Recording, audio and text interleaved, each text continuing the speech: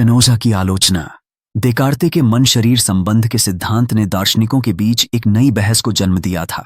देकार्ते मानते थे कि मन और शरीर दो अलग अलग द्रव्य हैं जो एक दूसरे से स्वतंत्र रूप से अस्तित्व में रहते हैं और पीनियल ग्रंथ के माध्यम से वे क्रिया प्रतिक्रिया कर पाते हैं। यह विभाजन संकेत करता है कि मानसिक घटनाएं शारीरिक प्रक्रियाओं से भिन्न होती हैं। देकार्त ने द्वैतवाद ड्यूअलिज्म का सिद्धांत प्रस्तुत किया, जिसमें मन, चेतन और शरीर भौतिक को दो स्वतंत्र और मूलतः भिन्न तत्व माना जाता है।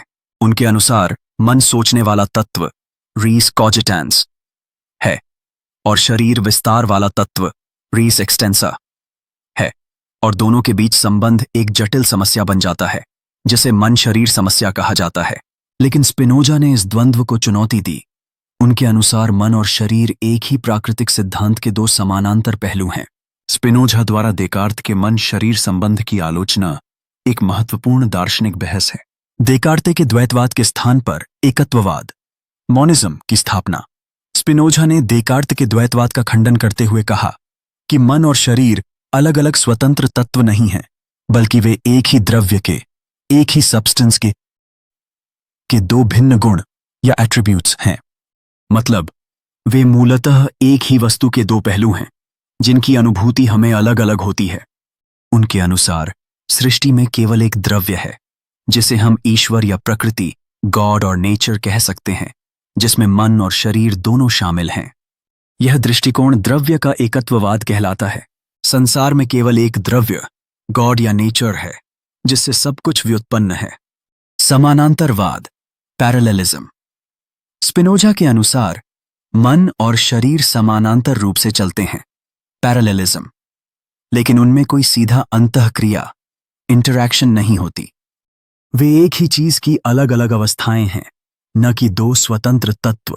इसलिए न तो मन शरीर को नियंत्रित करता है, न ही शरीर मन को, बल्कि दोनों एक ही द्रव्य की अलग अलग समानांतर अभिव्यक्तियां हैं।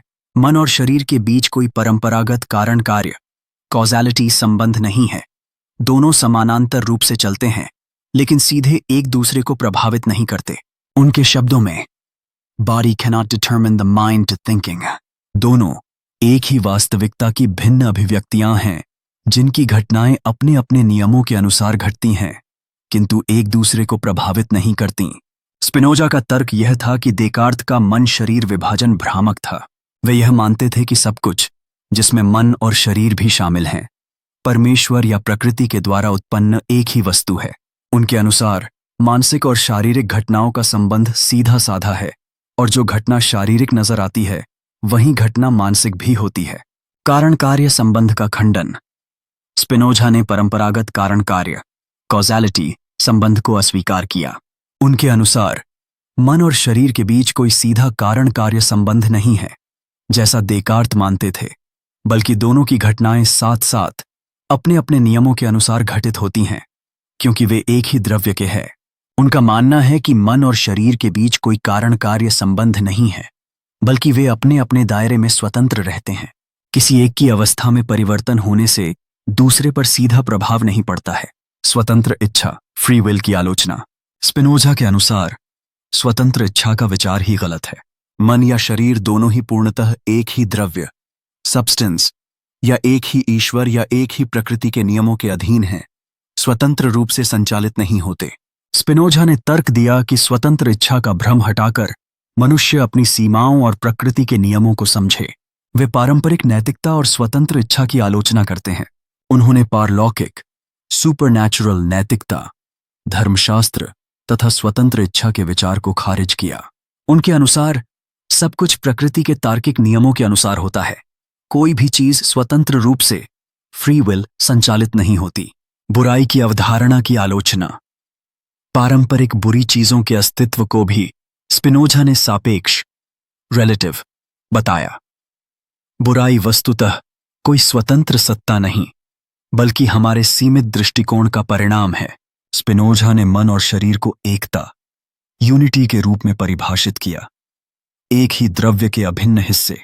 उनका दर्शन मन शरीर को अलग अलग नहीं, बल्कि एक ही समग्रता के रूप में देखता है।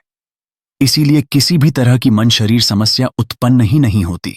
स्पिनोजा ने स्पष्ट किया कि मन और शरीर के बीच देकार्त द्वारा स्थापित अपरिहार्य पृथकता, इरिड्यूसिबल सेपरेशन, केवल भ्रम है। वास्तव में दोनों एक ही वास्तविकता या एक ही प्रकृति के दो समानांतर पहलू हैं। इस प्रकार उन्होंने पश्चिमी दर्शन में मन शरीर समस्या का नया समाधान प्रस्तुत किया।